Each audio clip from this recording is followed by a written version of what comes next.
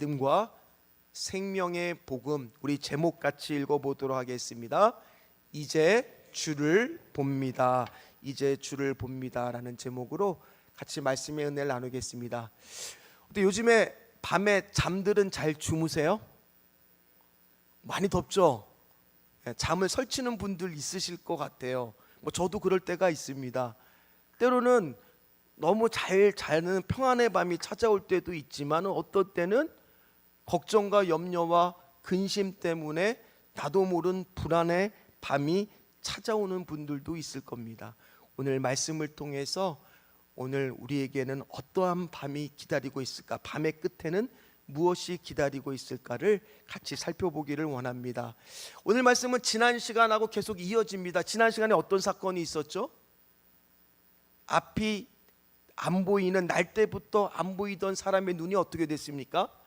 예수님께서 진흙으로 거기에 침을 바르신 후에 이기시고 실로암에 가서 씻으라고 했더니 그의 눈이 어떻게 됐어요? 떠졌습니다. 한번 생각해 보십시오.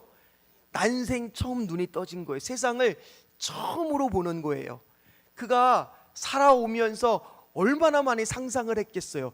나무는 이렇게 생기지 않았을까? 하늘은 이렇게 생기지 않았을까? 그런데 현실로 보니까 상상한 것 이상이었을 겁니다. 와, 사람이 이렇게 생겼구나. 그는 너무 놀랐을 거예요. 그러면서 문득 나의 눈을 뜨게 해주신 누가 생각났을까? 예수님이 생각이 났겠죠. 이렇게 고마운 예수님을 내가 꼭 만나야 되겠다. 아마 뛰어갔었을 겁니다. 그런데 그 자리에는 예수님은 보이지 않으셨습니다. 벌써 떠나가셨기 때문입니다. 오늘 12절 말씀을 한번 같이 읽어보도록 하겠습니다.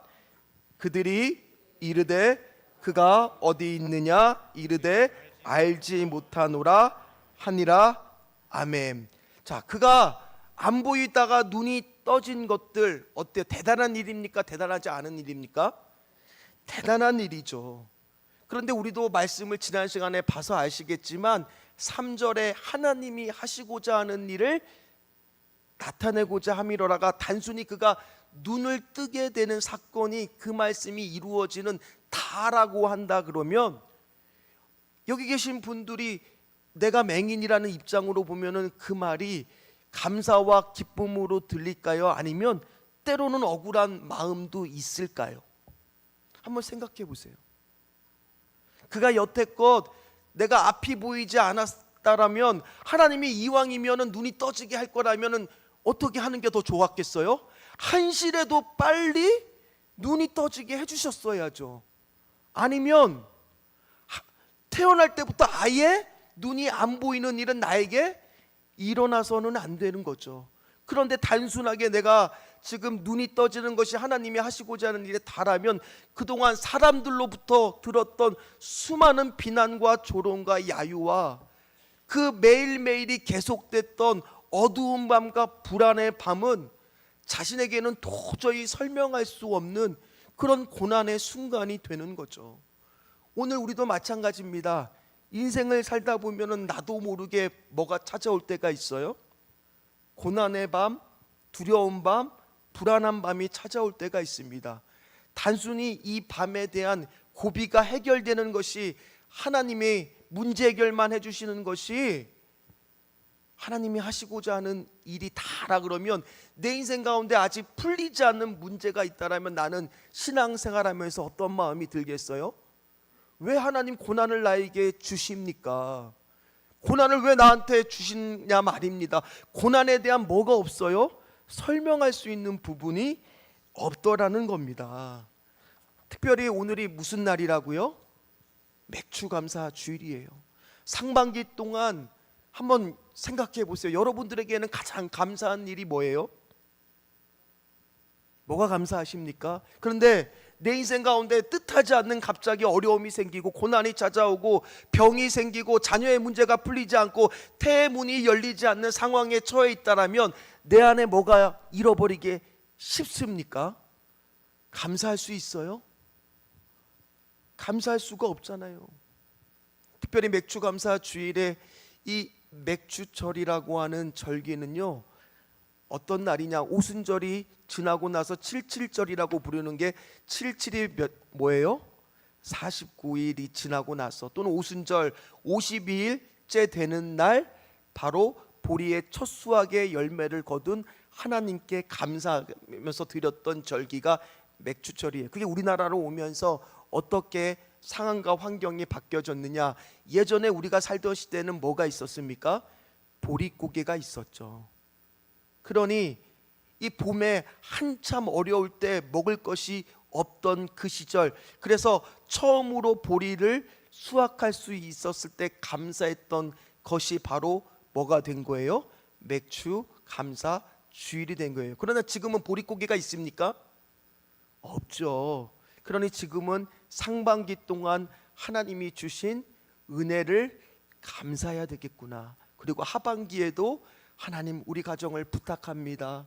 하반기에도 나와 함께하여 주시옵소서. 그래서 우리가 묵상하고 감사하면서 지키는 이 예배가 무슨 예배예요? 맥주 감사 주일인 거예요. 그런데 상반기 안에 내 안에 어려운 문제가 해결이 되지 않고 있다라 그러면 내 안에 이 문제에 대한 답이 너무 궁금하지 않겠습니까? 여태껏 내가 안 보였던 상황이 하나님의 단순한 뜻과 계획이 내 눈이 떠지는 것에 있다라면, 이 눈이 안 보였다가 눈이 떠진 맹인의 입장에서는요, 여태껏 눈이 감겨졌던 순간, 고난을 당했던 순간이 억울할 수밖에 없어요. 그런데 이제 눈이 떠졌어요. 그러면 이 사람의 고통과 아픔의 문제는 당장 보면 뭐가 된 것 같아요? 해결이 되었습니다. 그러면 그의 인생 가운데 이제는 뭐만 넘쳐야 돼요?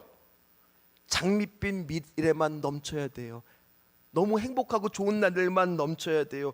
그런데 그의 인생 가운데 막상 눈을 뜨고 보니까 그 당시에는 좋았는데 조금 시간이 지나니까 세상 사는 것이 희망적이지만은 않다는 거예요.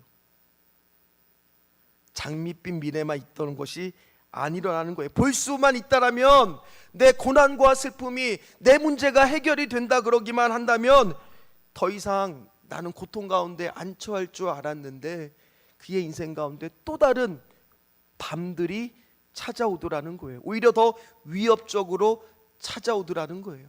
한번 생각해 보세요. 그가 하는 일이 뭐였어요? 구걸하는 일이었어요. 그런데 여기 아프신 분들이 많으신데 아프지 마세요. 감기 기침을 많이 하시는데, 아프지 마세요. 한번 생각해 보십시오. 그의 인생 가운데 눈이 안 보였을 때 구걸했을 때와 눈이 보이는데 구걸했을 때 어느 쪽이 더 수입이 많았을까요? 눈이 안 보였을 때가 아닐까요?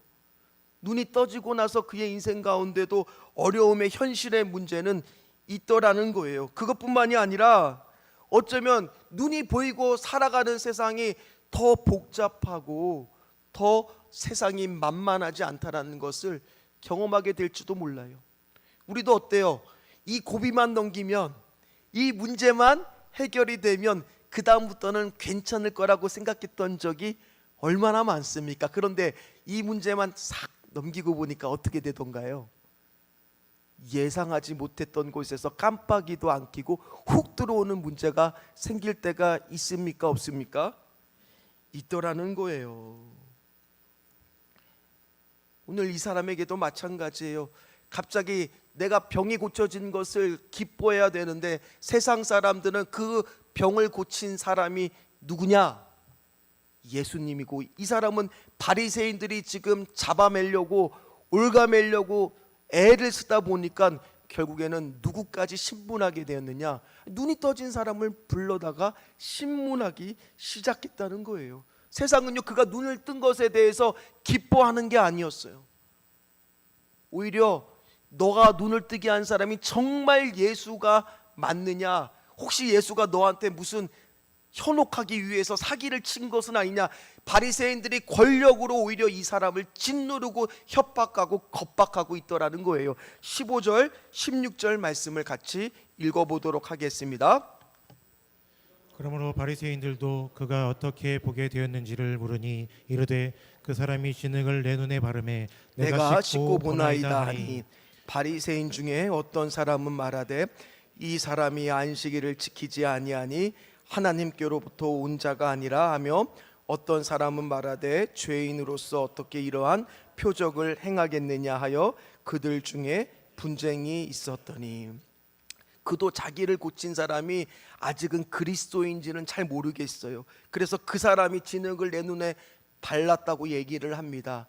그런데 바리새인들 사이에서 논쟁이 일어나요. 아니, 저 사람이 안식일에 그런 일을 행했다는 것은 저 사람은 하나님으로부터 온 자가 아니야.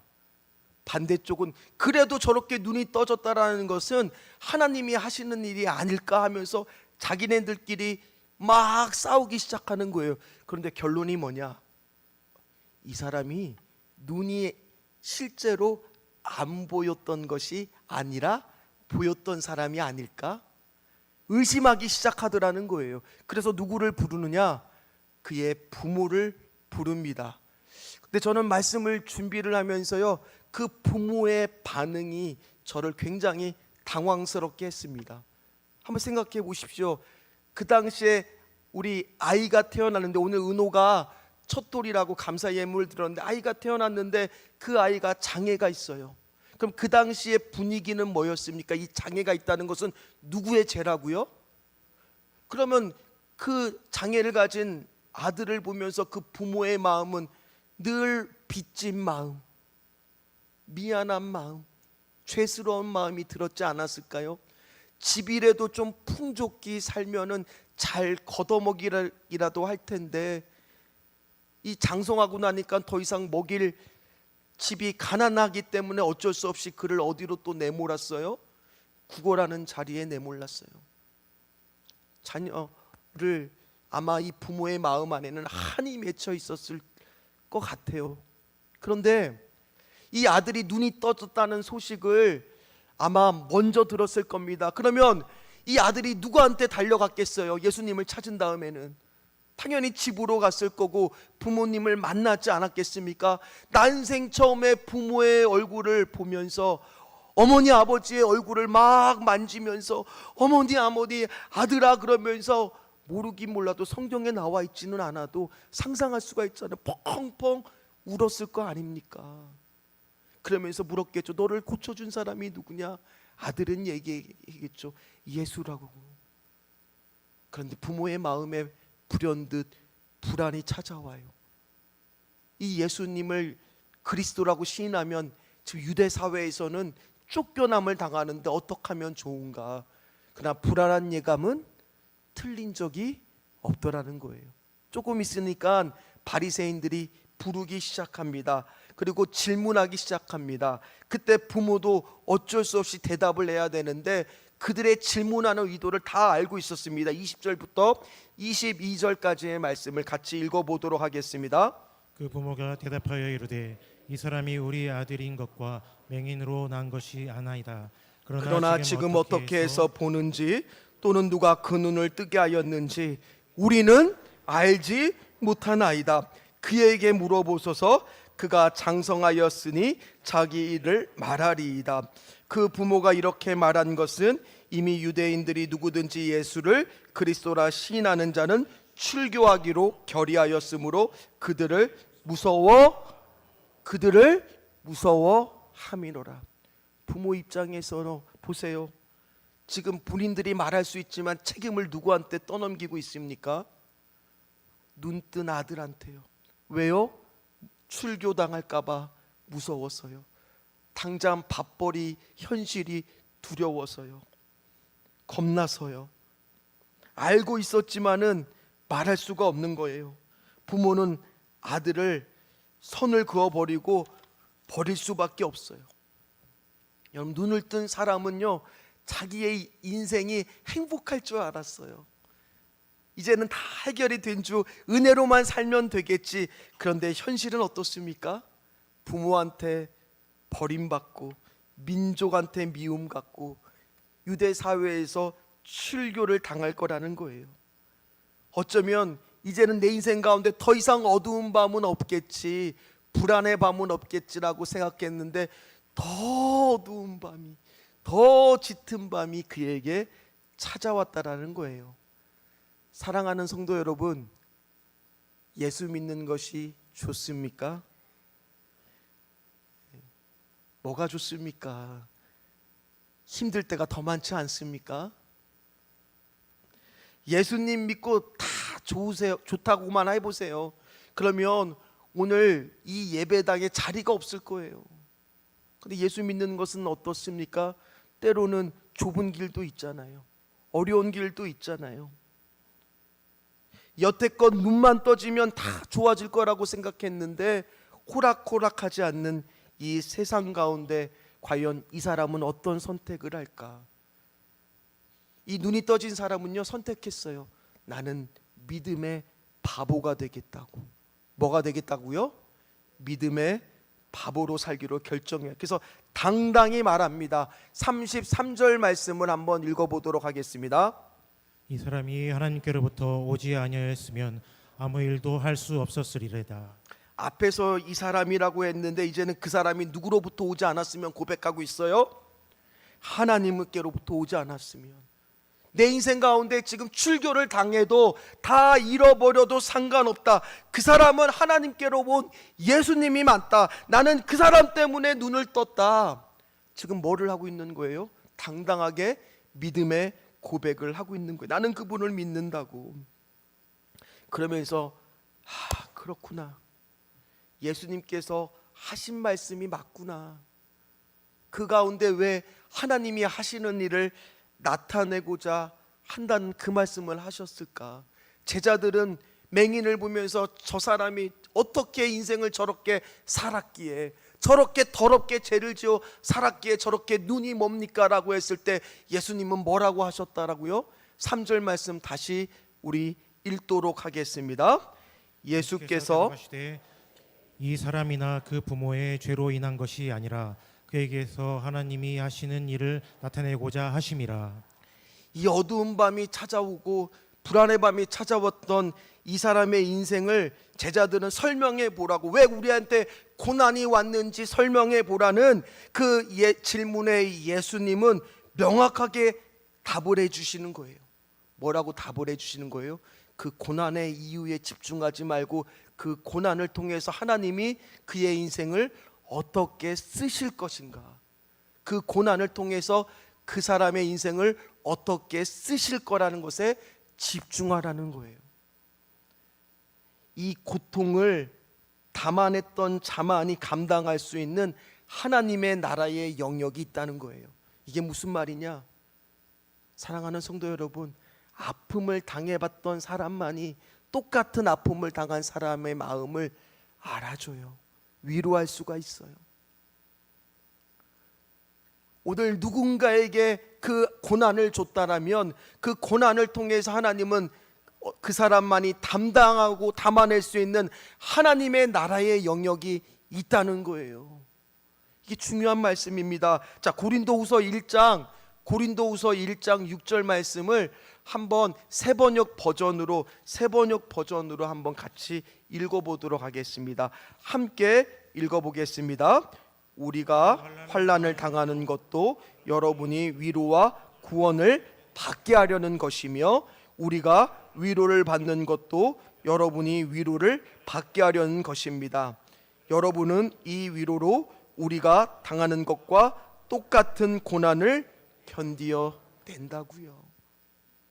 내가 이 문제 때문에 아파봐야 그 사람의 아픔을 알 수 있고 위로해 주시는 것처럼 내 인생 가운데 어둠과 불안의 밤을 뚫어보는 믿음을 가진 자만이 똑같이 어둡고 불안한 믿음의 밤을 지금 보내고 있는 사람의 마음을 안다는 거예요. 그러면서 새삼스럽게 어떤 말씀이 다시 다가오느냐? 4절하고 5절 말씀이 새롭게 다가오더라는 거예요. 4절 5절 말씀을 같이 읽도록 하겠습니다. 때가 아직 낮음에 나를 보내신 이의 일을 우리가 하여야 하리라. 밤이 오리니 그때는 아무도 일할 수 없느니라. 내가 세상에 있는 동안에는 세상의 빛이로라. 예수님이라고 하는 빛이 떠나고 나면 이 땅 가운데 밤을 맞는 많은 영혼들이 있다면 이 사람들에게 누가 빛 대신 예수를 전해야 되겠습니까? 누가 하여야 한다고요? 우리가요.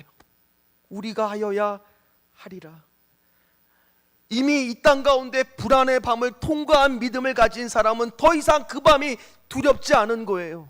왜요? 기대와 설렘이 있는 거예요. 이 밤 끝에 누가 있는지를 아는 거예요. 사랑하는 성도 여러분, 오픈런이라는 것을 혹시 아십니까? 우리가 어떠한 물건을 사기 위해서 어떤 사람들은 밤새 그 가게의 문이 열리기까지 어떻게 해요? 거기서 줄을 서요. 자기도 하고 텐트도 칩니다. 그리고 가게 문만 열리면 오픈런, 오픈하자마자 달려가서 그거를 살려고요. 그럼 그 사람들의 밤은요, 불안의 밤일까요? 두려움의 밤일까요? 아니면 기대와 설렘의 밤일까요? 기대와 설렘의 밤이지 않겠습니까? 이미 어두운 불안의 밤을 뚫고 있는 그 믿음을 가진 한 사람, 그 사람을 하나님은 오늘도 찾고 계신다라는 거예요. 왜 그러느냐? 그러면 OECD 국가 중에서 40대 이하의 무종교 비율이 가장 높은 나라가 어느 나라인지 아세요? 어느 나라예요? 우리나라예요. 그럼 다음 세대가요, 지금 점점 없어지고 있는 것이, 지금 심각한 것은 그들이 지금 무종교 비율이 어마어마하게 높다는 겁니다. 그래서 우리 교회가 앞으로 해야 될 역할 중에 하나가 다음 세대들한테 다른 세대가 되지 않을 수 있도록 복음을 전하고 투자하는 것에 인색하지 말아야 돼요. 열심히 우리가 이 땅 가운데, 생업 가운데 은혜가 가득하시기를 축복합니다. 그러면 그 물질을 가지고 또 주님을 위해서 다음 세대를 살릴 수 있는 곳에 우리가 흘러갈 수 있도록 사용되기를 간절히 소망합니다. 이제 이 눈이 떠진 사람은요, 내 앞에 현실은 더 아픈 밤, 더 짙은 어두운 밤이 찾아옵니다. 34절 바리새인들이 뭐라고 말하는지를 보십시오. 같이 읽겠습니다. 그들이 대답하여 이르되 내가 온전히 죄 가운데서 나서 우리를 가르치려느냐 하고 이에 쫓아내어 보내니라. 그는 쫓아났습니다. 더 어두운 밤이 찾아왔습니다. 그러면 우리는 궁금해하죠. 그러면 그 고난의 순간에 예수님은 뭐하고 계셨단 말입니까? 그 아픔의 순간에 도대체 예수님은 이 땅 가운데 어떻게 뭐하고 계셨는지 우리는 궁금해하죠. 35절에 나옵니다. 같이 읽도록 하겠습니다. 예수께서 그들이 그 사람을 쫓아냈다 하는 말을 들으셨더니 그를 만나사 이르시되 내가 인자를 믿느냐. 자, 오늘 말씀을 보면요, 이 부분을 킹 제임스 버전의 영어로 보면은, 제가 굳이 영어를 씁니다. 오늘은 영어 버전을 띄워주시면은 이 들으셨더니 그를 만나사라고 되어 있지만은 원어를 살펴보고 킹 제임스 버전을 살펴보면 He had found him. found는 find라고 하는 찾다라고 하는 동사의 과거형이에요. 그러니까 그때 예수님은 그를 만나기 위해서 뭐 하고 있었다는 거예요? 지금 고통의 밤과 두려운 밤을 맞이하고 있는 그 영혼의 어두운 밤 가운데 찾아오시려고 그 한 영혼을 찾기 위해서 헤매고 계셨다라는 거예요. 그리고 그를 만나러 오셨다라는 거예요. 모든 걸 다 빼앗기고 이제 출교당해서 눈앞에 캄캄한 현실을 마주한 그 영혼을 향해 오늘 주님은 찾아오셨다는 거예요. 그러면서 다른 거 안 물으세요. 뭐를 물으십니까? 내가 인자를 믿느냐? 그래도 네가 나를 이런 상황 가운데 믿어줄 수 있느냐? 신앙은요, 그래서 믿는 게 아니라, 이유를 찾기 위해서 믿는 게 아니라 그래도 믿는 것인 줄 믿으시기를 주의 이름으로 축원합니다. 묻는 거예요. 그래도 네가 나를 믿어줄 수 있느냐? 따지고 보면은 오늘 이 만남이 있기 위해서 그 사람은 눈이 떠지는 거예요. 눈이 떠져서 세상 가운데 보는 것도 엄청 대단한 일이고, 우리 가운데 병이 낫고 문제가 해결되고 자녀가 풀리고 태문이 열리는 것도 엄청 중요한 문제입니다. 그러나 더 큰 문제는 뭐예요? 그 영혼이 더 소중하고 더 간절하고 분명한 것은 뭐예요? 그 영혼이 구원되는 거예요. 그 영혼이 자유함을 얻는 거예요. 눈이 떠줌으로 얻는 혜택을 비교할 수 없는 하나님의 자녀가 되는 은혜를 누리는 거예요. 그래서 뭐라고 이 사람은 대답하느냐? 38절 말씀입니다. 같이 읽겠습니다. 이르되 주여 내가 믿나이다 하고 절하는지라. 위대한 고백이죠. 여기서 이제 내가 주를 믿나이다 하고 절하는데, 이 절하다는 것은요, 예배했다는 말이에요. 경배했다는 말이에요. 그러나 우리가 드리는 이 예배도 귀하지만 그가 지금 예배하고 경배하고 있는 마음은요, 오늘 이 자리에서 드리는 예배와 또 다른 큰 결단이 그 안에 있다는 거예요. 뭡니까? 내가 이제 주를 봅니다. 내가 전에는, 이제는 육적인 눈도 떠졌지만 이제는 뭐의 눈이 떠지기 시작한 거예요? 영안의 눈이 열리기 시작하는 거예요. 그러면서 뭐라고 고백하느냐? 주님, 내가 어떠한 순간에도 이제 당신을 의지합니다. 당신을 믿습니다. 내가 주만 바라보겠습니다. 내 인생 가운데는 주님밖에 없습니다. 내가 주님의 제자로 살아가겠습니다. 오늘 그 결단이 바로 절하는 거예요. 내가 주를 믿나이다는 고백을 하고 있는 거예요. 진정한 실로암 되시는 예수님을 만난 순간이라는 거예요. 사랑하는 성도 여러분, 평생 교회를 다녀도요, 이 고백을 못할 수가 있어요.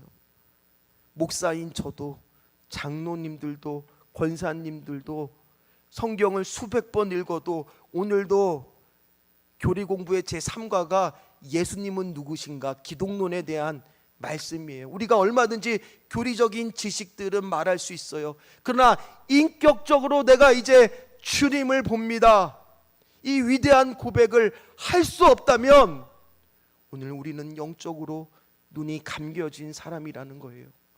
영적인 맹인이라는 사실입니다. 말씀을 마무리하도록 하겠습니다. 오늘 이 사람은 지금 당장의 육적인 눈은 실로암에서 떠진 것 같지만 실제 그의 영적인 눈은 언제 떠졌을까요? 바로 오늘 이 고백 가운데 있었다라는 거예요. 그래서 이 고백이 위대한 고백이에요. 사랑하는 성도 여러분, 다윗이 언제 가장 위대한 고백을 했을까요? 그가 골리앗을 물리쳤을 때가 위대했을까요? 아니면 내가 하나님 앞에서 성전을 건축하겠다고 결단했을 때가 위대했을까요? 저는 그렇게 생각합니다. 그가 밧세바를 범하고 나서 예수님 앞에서 펑펑, 주님 앞 하나님 앞에서 펑펑 울면서 시편 51편을 지으면서 뭐라고 고백했느냐? 주여, 나의 생명을 거두지 말아달라고, 내 구원의 기쁨을 다시 회복시켜달라고 고백했던 그 고백이 저는 그의 인생 가운데 가장 위대한 고백이었다라고 믿습니다. 베드로는 언제 가장 위대한 고백을 했을까요? 주는 그리스도시요 살아계신 하나님의 아들이로소이다. 그 고백도 물론 위대했겠죠. 그가 사도가 되고 교회를 세웠던 고백도 대단한 고백이죠. 그러나 저는요, 그가 닭 울 때 3번 예수님을 부인하고 예수님과 눈이 마주쳤을 때 펑펑 울면서 나중에 예수님이 찾아왔을 때 네가 나를 사랑하느냐 물어봤을 때 베드로가 내가 주님을 사랑합니다, 그 고백을 했을 때가 가장 위대한 베드로의 고백이었다고 저는 믿습니다. 여러분, 욥은 어땠을까요? 욥은요, 그의 인생 가운데 의인이었습니다. 잘 살았습니다. 10명의 자녀들을 위해서 하나하나 다 제사를 지낼 정도로 신실했습니다. 그러나 그의 위대한 고백은요, 그가 건강했을 때가 아니었더라는 거예요. 그의 몸에 병이 들고 가진 재산을 다 잃고 나서, 그리고 나서 욥기 42장 5절에 뭐라고 고백하느냐? 같이 읽도록 하겠습니다. 내가 주께 대하여 귀로 듣기만 하였사오나 이제는 눈으로 주를 배움나이다. 이제는 눈으로 주를 배움나이다. 이 고백이 욥의 가장 위대한 고백이라고 저는 믿습니다. 사랑하는 성도 여러분은 어떻습니까? 여러분들 안에는 이런 고백이 있습니까? 만약 그런 고백이 없다라면 그 고백을 오늘 하실 수 있는 용기와 결단이 있으시기를 간절히 축원합니다. 그리고 그런 고백을 했는데 지금 그 마음이 많이 옅어진 분이 있다라면 오늘 그 첫사랑의 감격이 회복이 되었을 때 우리는 진정한 감사를 할 수 있게 될 줄 믿습니다. 큰일 났네요. 갑자기 아멘 소리가 반의 반으로 줄어들어서. 그런 고백이 저와 여러분들의 고백이 되기를 간절히 소망합니다. 인생은요, 잘 될 때 하나님을 보는 게 아니라 어쩌면 우리가 고난 가운데 하나님을 경험하면서 나에게 맡겨진 하나님의 십자가와 하나님의 나라가 발견이 되었을 때 그때 내가 주를 볼 수 있게 되는 것임을 믿으시기를 주의 이름으로 축원합니다. 오늘 인생의 어두운 밤이 찾아오신 분이 있습니까? 오늘 그 주님을 다시 보는 은혜를 누리시기를 간절히 축원합니다. 같이 찬양하도록 하겠습니다.